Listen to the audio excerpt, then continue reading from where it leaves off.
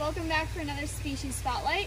This week we are highlighting the Spanish moss. So this is a very popular epiphyte that you'll see throughout the southern United States, ranging from Virginia all the way down here to Florida and the Florida Keys. You'll find it in Mexico and Central America, and then down to the Caribbean islands, including the U.S. Virgin Islands and Puerto Rico. Fun fact about this guy, it's not Spanish and it's not a moss. Okay, so its name is pretty deceiving. Like I said, it's from here, this area. It's not from Spain at all, and it's not a moss. So they're actually in the bromeliad family, so they are closely related to pineapples and succulents. This guy specifically, he's an epiphyte. So we'll see epiphytes throughout the courtyard here. There's another example right here. But Spanish moss is an epiphyte, meaning it's a non-parasitic plant that grows on other trees or plants, right? So we can find these guys growing on different trees, different hardwood trees. Right here, it's on a black ironwood. There's another example of Spanish moss growing here on a lignum vitae tree.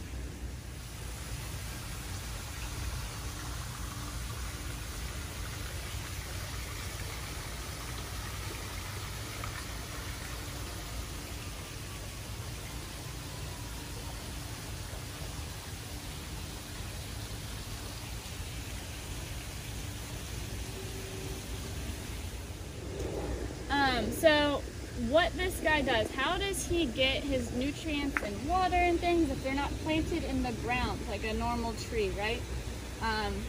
Spanish moss is unique because they don't have any roots. So it's made up of a series of long stems, and then each of these little bits are its leaves.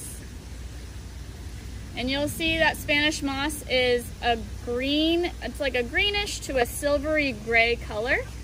What gives it that color are tiny little hair-like structures that cover the whole plant called trichomes or scales.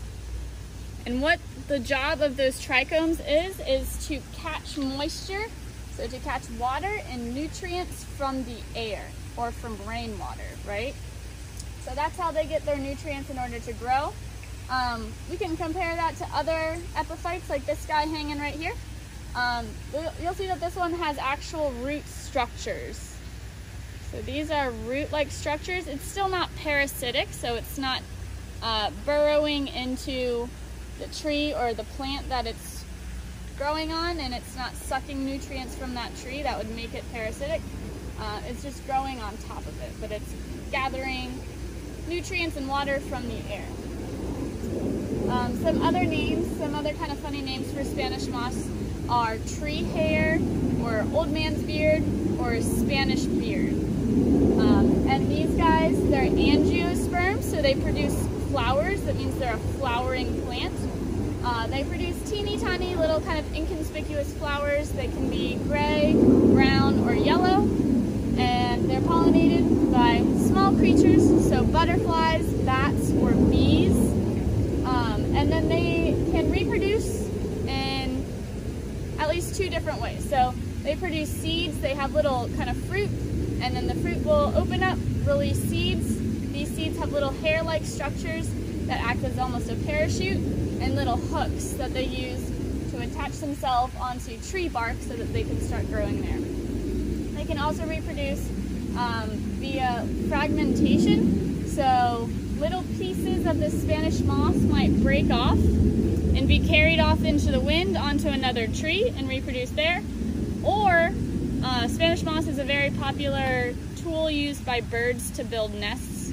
So birds will carry off the Spanish moss to another tree, and the Spanish moss might start growing on that second tree. So thanks for joining us, guys.